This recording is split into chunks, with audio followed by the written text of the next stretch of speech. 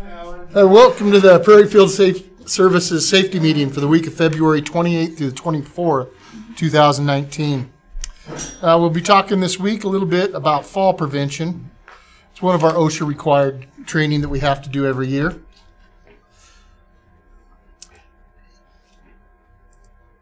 And I'm just getting this live here so Kim can see who's signing in. If you're online live out there, please comment with your name. If you have questions, be sure to go ahead and let us know any questions you might have while you're out there. I've got a little video I want to show you guys to start with. You know, we've always watched the PEC safety videos on things. This one was kind of one that I found that's quite interesting, and it gives a real-world account of fall protection, what it's about.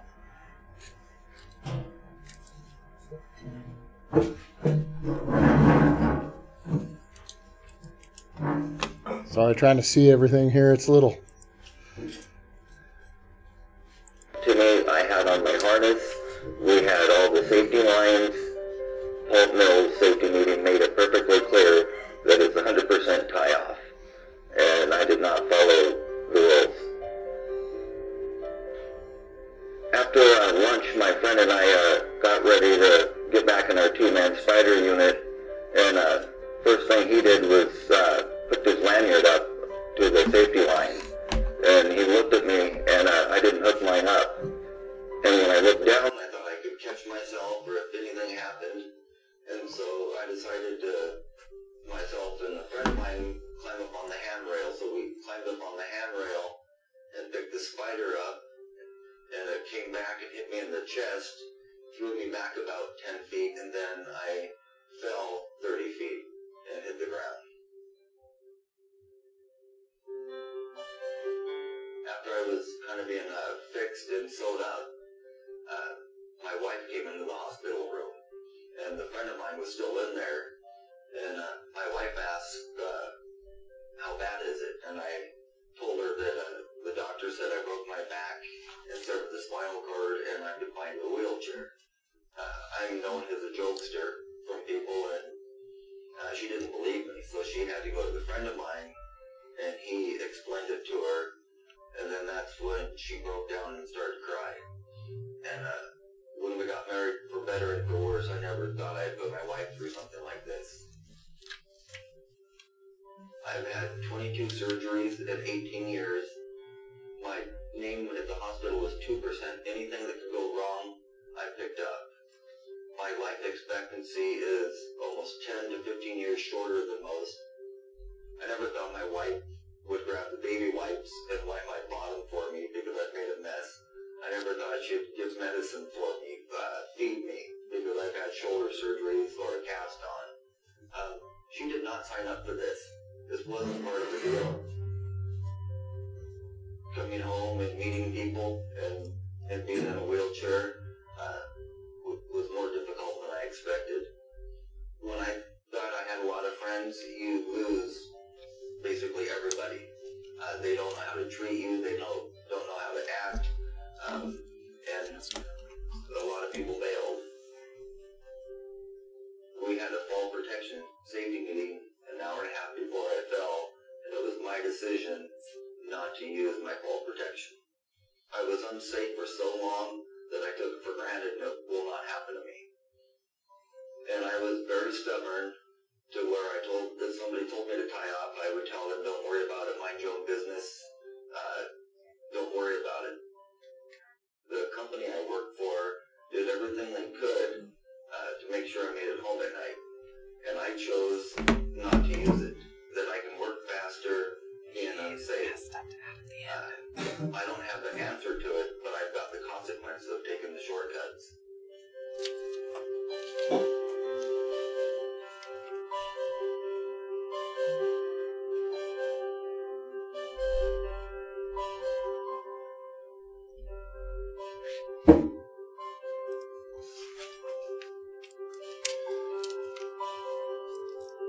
Okay, with that, we're told if you're working at heights, you have to use fall protection.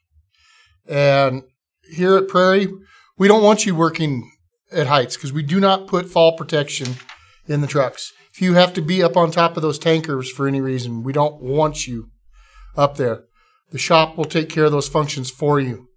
We're not going to climb up and down the 400-barrel uprights. We got to do it proper. Because in our safety meetings, we also cover some of the OSHA required mandated training, and this is one of those things. We also have to go over customer stuff from time to time, as well as operational messages. That's why it's imperative for people to come watch it online. We need good turnout for these. Our February safety topic, we've been talking about risk normalization.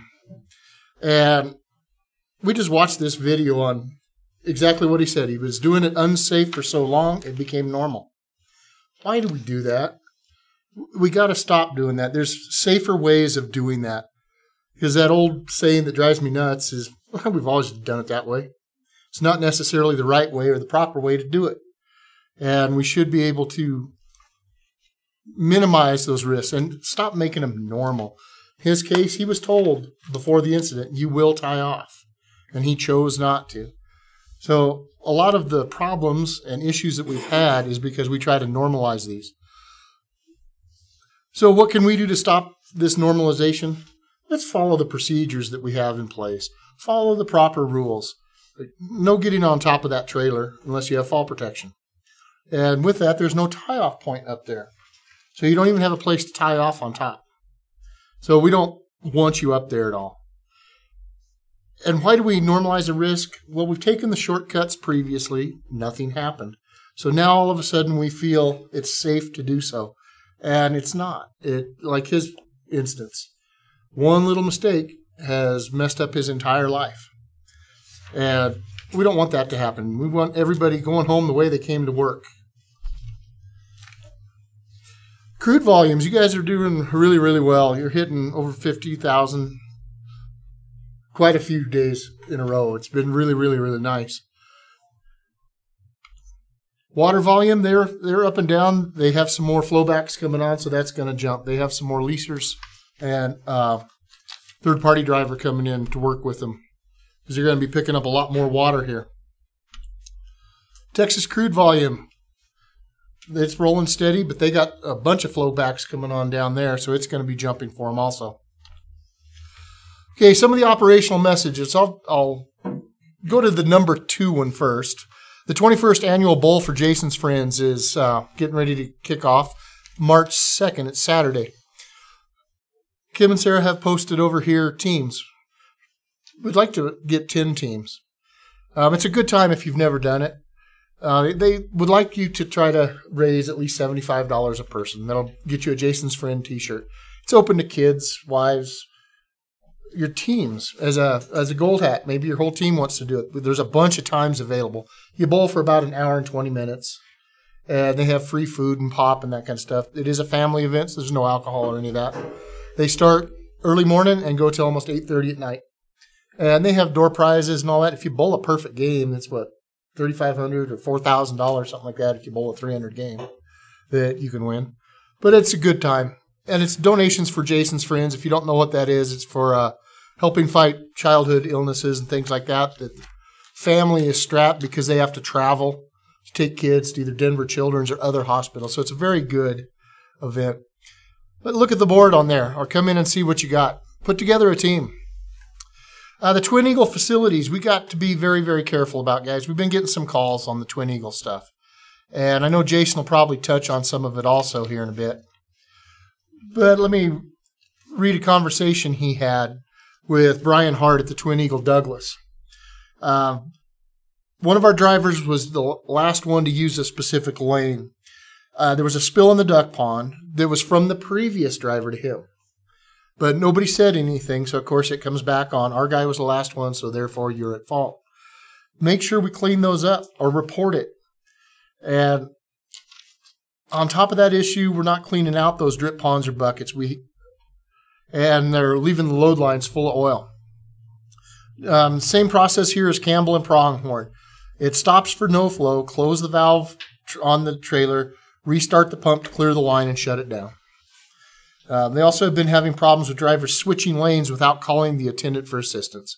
We want the driver to call if they need help. They got plug screens, all kinds of stuff that if you call them, they'll come and help you take care of it. But if you just move and they don't know about it, then that causes issues and makes them upset. And they don't want you moving lanes at all without calling one of the attendants. Okay, the building parking. We've heard all kinds of stuff on this, and Gilby just started this process. So let me show you a little picture here for you. Maybe I will. There we go. In the yard, from that far corner over here by Flanders, they're putting those 2 dead old fuel tankers back there in the corner. And then from there, all the way, just almost to the edge of the building here, where you see there's a missing fence post in there. There's a big gap.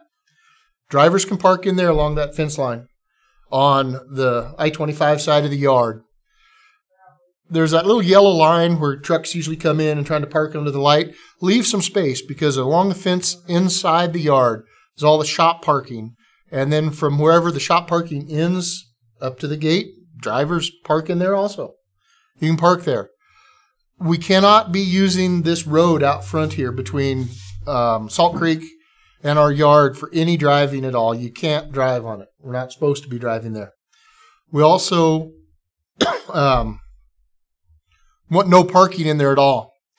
The first 6 spots, and the handicap spot, are reserved for guest parking. We need to have everybody out of those. So when guests do come, producers, customers, whatever, they have a place to park. Then your next 11 spots are going to be for the office parking. Excuse me, the remainder of the concrete and the first 8 or 9 on the other side of the fence there. Yeah, down towards the light post. Excuse me. But if you look in the back there along the I-25 fence line, excuse me, there's roughly plus or minus 30 parking spots there. So there should be plenty of room for you guys there to park, as well as into the mechanic parking to the front gate. If your truck requires maintenance, come in behind, spin it around, and back it into the fence line. Right there. Let them know that it's there for maintenance.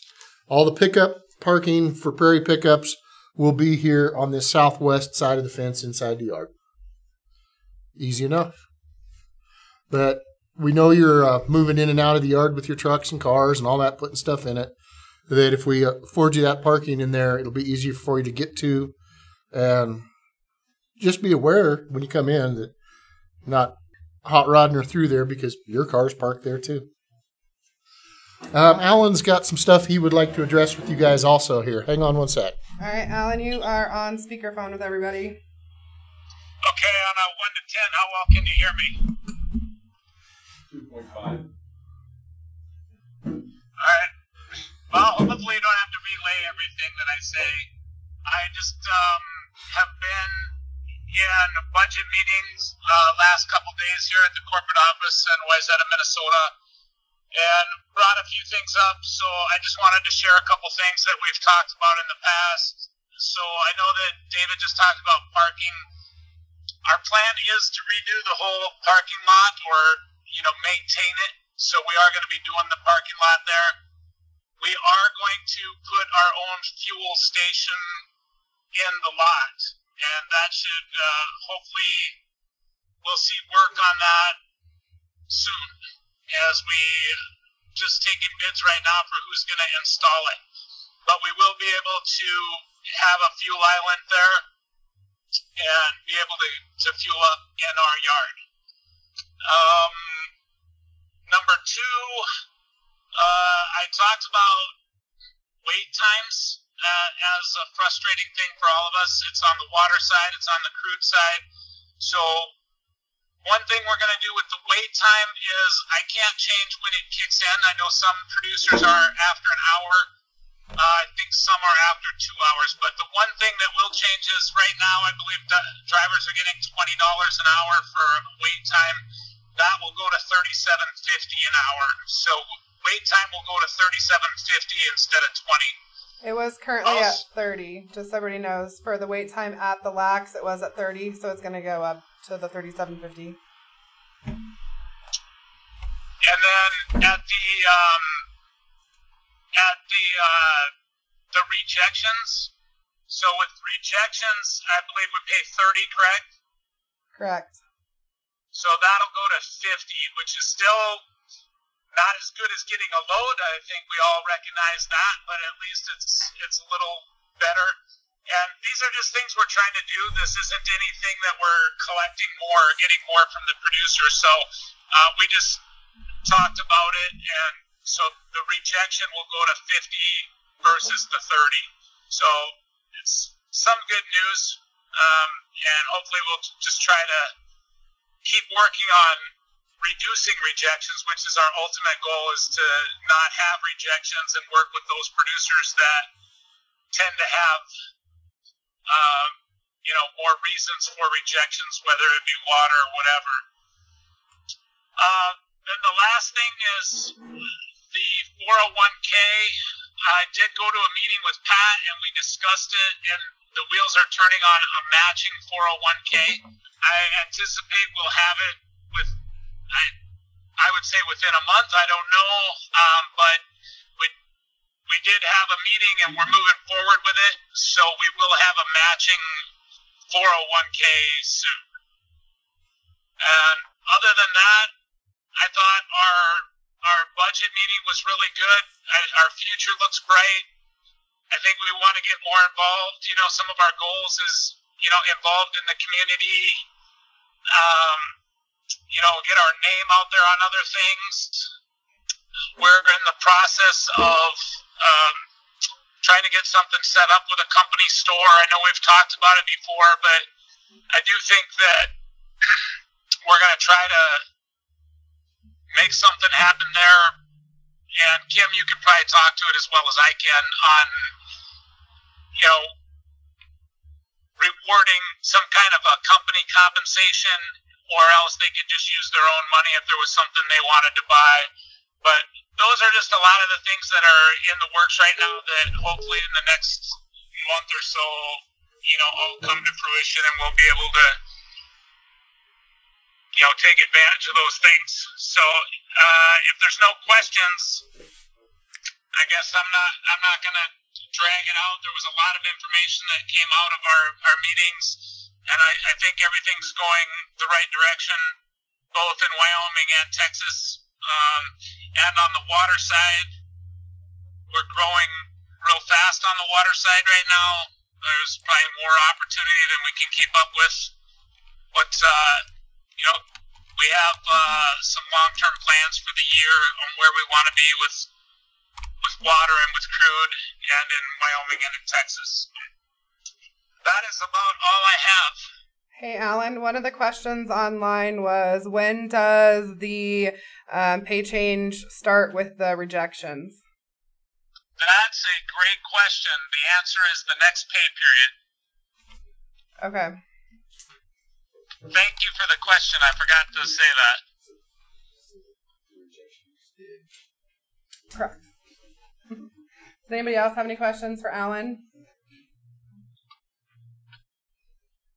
Anybody online? Questions for Alan at all?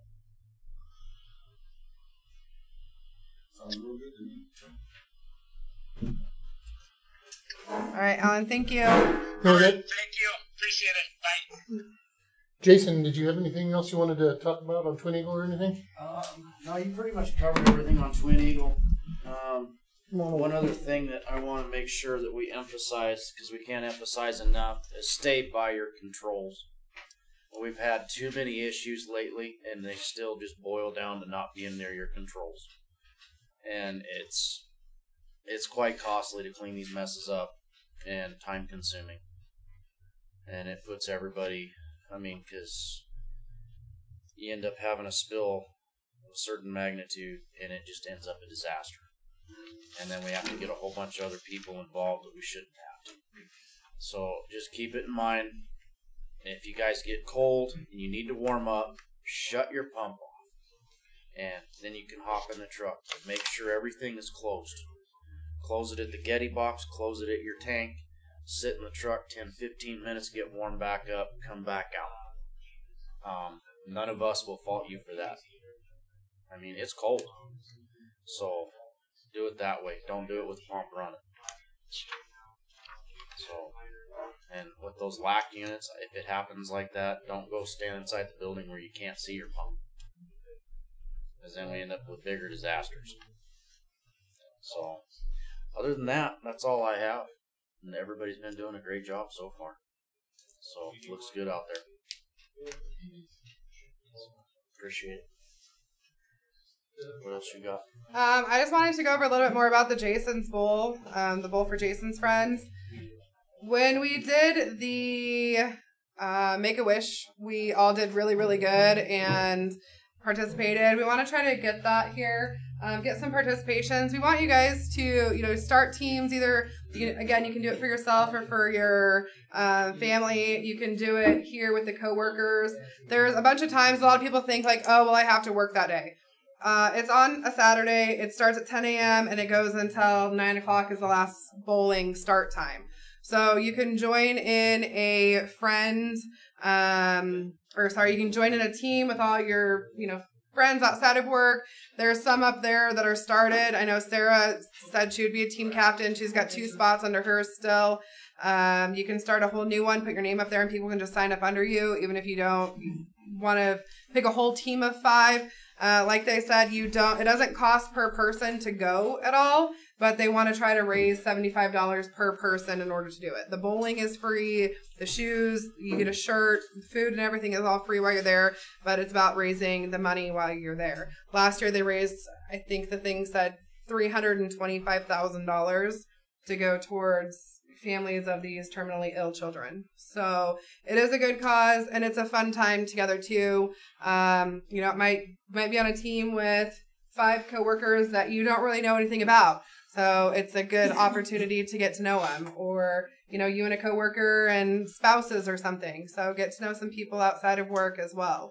All the sign-in sheets are on the wall. As soon as we get a team captain picked, if you put your name up there as a team captain, we're going to sign the teams up because it is on March 2nd, so it's not too far away. So if you have questions, you need any information, Sarah's the one that started it. I kind of ransacked her brain so that I would have information for you guys. So if you have questions, hopefully I can help, or else Sarah can as well. Any questions from any of you all? If not, we appreciate you coming in today. And we will be safe out there, and we'll see you on Thursday.